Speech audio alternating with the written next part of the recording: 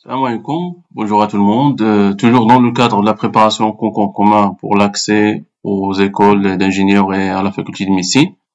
Cette capsule vidéo a pour objectif de présenter la correction du concours blanc numéro 1 pour cette formation-là. Donc on va commencer à la barakatillah.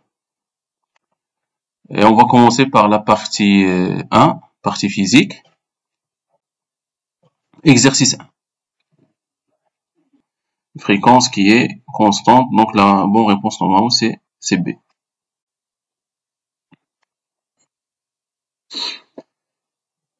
Pour la question 6, l'expression de la durée mise par la lumière laser lorsqu'elle parcourt la même distance dans l'air. Donc on doit exprimer le delta t dans l'air en fonction de delta t dans le vide. Donc, en fonction de delta t dans le milieu. Et donc, dans le milieu, c'est L sur delta t, ou dans le vide, ou bien dans l'air, c'est lié L sur delta t prime. D'accord? Donc, on a le delta t, donc on a delta t prime égale à L sur C. On a le delta t égale à L sur V. Donc, on a un rapport, le delta t prime sur delta t égale, donc delta t prime est L sur C, divisé par delta t, donc fois V sur L, je simplifie par le L, j'aurai un V sur C, l'IA, 1 sur N. D'accord? Donc, on a le delta t prime, là, il y a le delta t divisé par N. Donc, la bonne réponse, normalement, il y a D.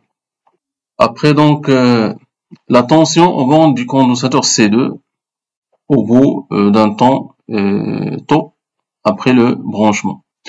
Normalement, vous avez les deux condensateurs, C1 et C2. Donc, elle a la tension U1, ou elle a la tension U2, ou elle a la tension U.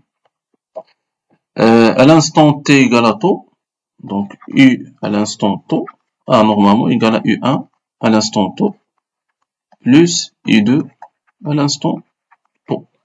D'accord?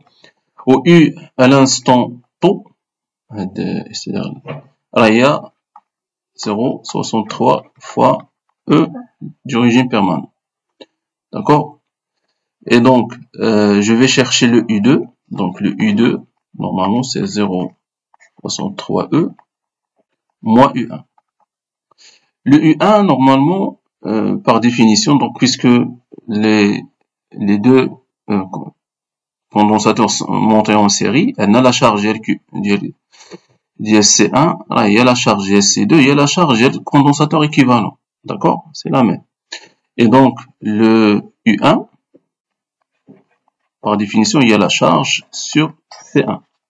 On a bien sûr la charge elle est égale à la charge du condensateur équivalent. Et donc, le U équivalent, c'est-à-dire il y a la tension au bord du condensateur équivalent, il y a le total. Et donc, il y a le C équivalent fois U à l'instant t sur C1. Et donc, c'est la même. Il y a CE fois 0,63E sur C1. Et donc, je peux remplacer, donc je peux mettre en facteur le 0,63E, facteur de 1 moins CE sur C1. Le CE, il y a 20, le C1, c'est 30, donc il y a 2 tiers, donc il y a 0,63 fois 12, fois, il y a 2 tiers, 1 moins 2 tiers, il y a 1 tiers. Et donc, il y a 0,63 fois 12 fois 1 tiers. Donc voilà, il y a 0,63 fois 4. Au 0,63 fois 4, donc il y a 12, donc 6, il y a 24, donc il y a 25. on a donc 10 moins 2, donc on a deux chiffres après la virgule, donc il y a 2,52 volts.